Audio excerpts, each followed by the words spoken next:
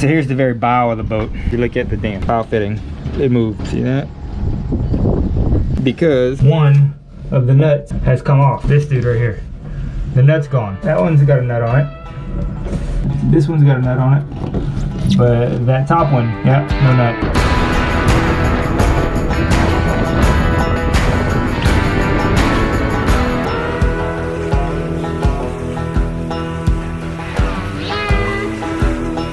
So I'm gonna go in the magic box of bolts and nuts and screws and fasteners, and hopefully we have the right one. Okay, so here she is, the magic box of all the nuts and bolts and stuff. So in this box somewhere, there's gonna be a nut that may be the right size. This one looks pretty big. I just still think that's too small though. We'll bring it just in case.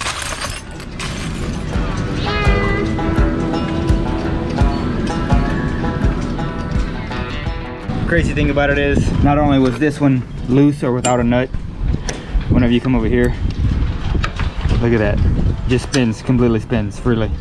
So this one was about to fall off too. So I'm glad I found this, because that potentially could have been a really big problem. I'm gonna tighten this one up too, and yeah, we'll be good. There we go, solid again.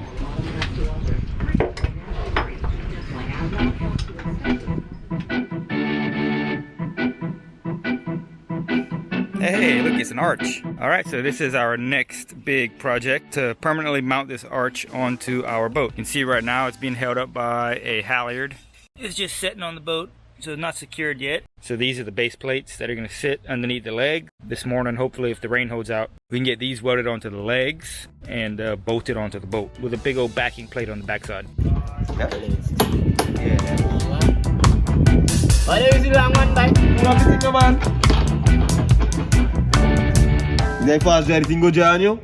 Here's all the gear from the guys at Weld Tech. They left their tools here, so that's a good sign. It means they plan on coming back. We can go upstairs and take a look at this arch. Some pretty major issues with it though. Looks okay from a distance. When you break out a tape measure, see this cross member right here? Compare it to that bottom cross member. So it's a good 3.5 inches lower on this side, which is absolutely absurd. Not to mention that the width on this side, that width is 1 inch less than the width of this dude. And the last big thing is this back leg right here was supposed to become part of the stanchion right here to make it even stronger, right? So that this back arch would have 3 points connected to the boat. Needless to say, we are not getting what we're paid for. They just willy-nilly built this thing. They didn't pay attention to the details that they were supposed to, and then the time frame. It's taken 3.5 months to get this far. I'm in this situation, I gotta get this thing done, so we're gonna install it, and then I'll just deal with their management on the price of this thing, because they didn't give me what I wanted, so.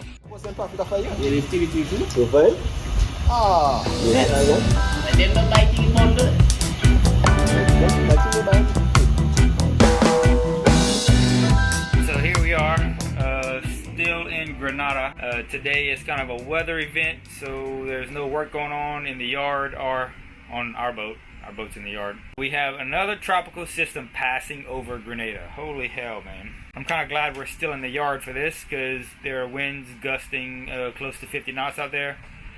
Boats, I'm sure boats are dragging. People are dealing with a bunch of BS out in the harbor. Not... Sheesh. Heard that? Anyways, check it out. I'm just sitting here hanging out, watching some YouTube. I got some Oreo cookies, and it's bolstery out there.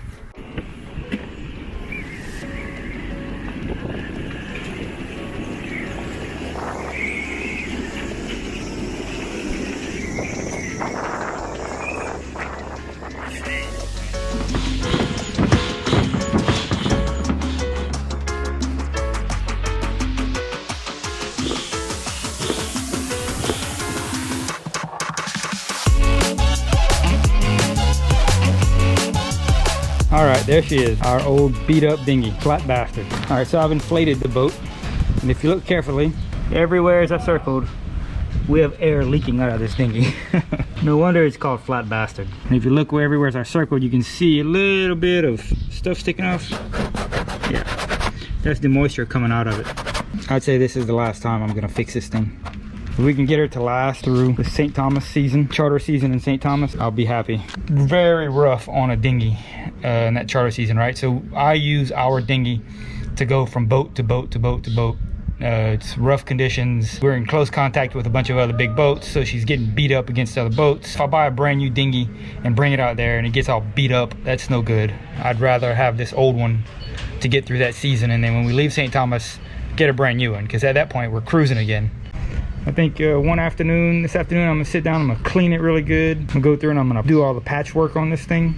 I just filled the area that was leaking with epoxy and basically just seals it. So I'm gonna do that. Just run around and just a little bit of epoxy in every single one of those. That's all I'm gonna do. So yeah, not so bad. Get that done today and the dinghy is fixed.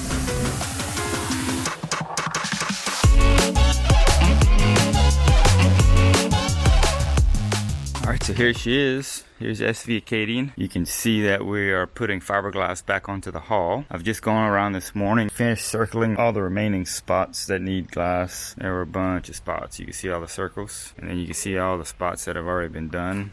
The guys that sanded the bottom are also the guys that are going to finish the fiberglass work and also paint the bottom of the boat. I have to say I'm very pleased with the work they're doing. But yeah, you can see how many spots there really are left. So the boat has dried out completely. Like, it is nice and dry. So the hull she's ready. Definitely ready for glass.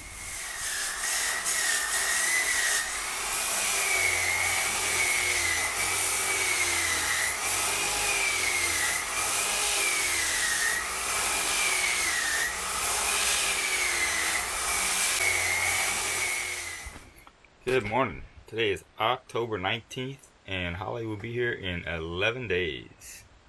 Boat is slowly becoming less of a mess. All of our paint supplies are no longer inside the boat. This is getting to a point where it's better.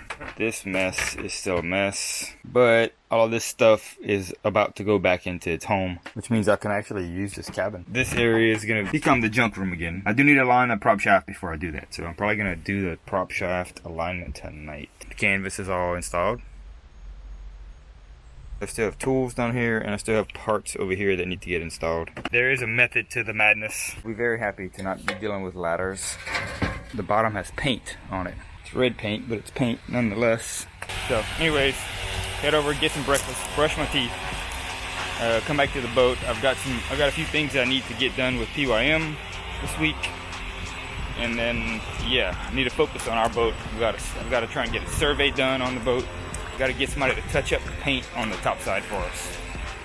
So those are the two big ones, and then clean up, finish installing some of the small things, and boat's ready to splash. All right, here it is. The boat has been painted, dude. So we just got to move the stands and paint under the stands, finish that part.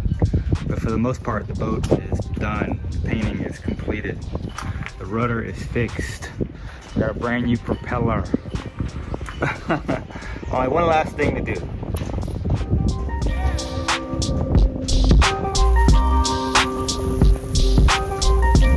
Oh, look at that. What?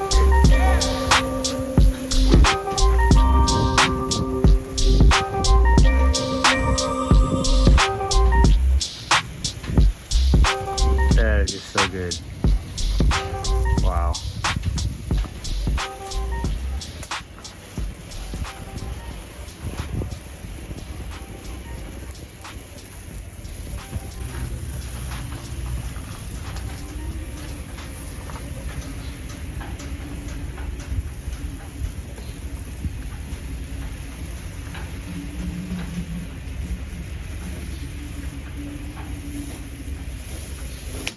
Oh, it broke.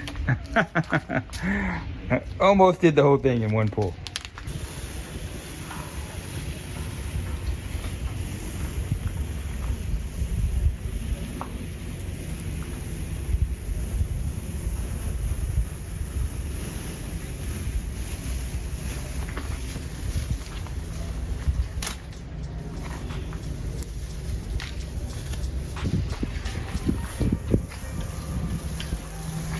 That's a spot that needs to get fixed.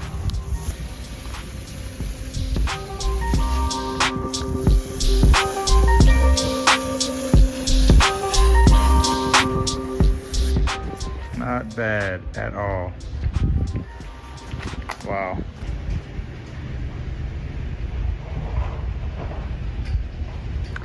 Yep, no words for this moment. A lot of labor just went into this. So tomorrow we'll move the jack stands, all 9 of them, and then we'll paint underneath each stand. The bottom job is completed. That is massive. And then Friday, Saturday, he's gonna come and fix all the spots right at the water line. The boat is done with paint. She's done and ready to go back in the water, so we're very excited for that. So yeah, 11 more days.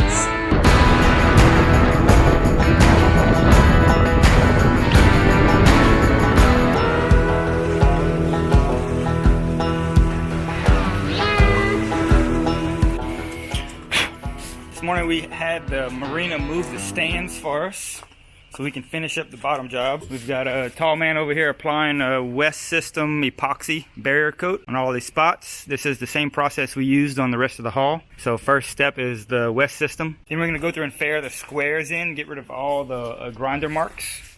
You can see them here on this one at an angle. Then after it's faired in, we'll sand it, and then we'll apply the epoxy barrier coat, and then 4 layers of anti-foul.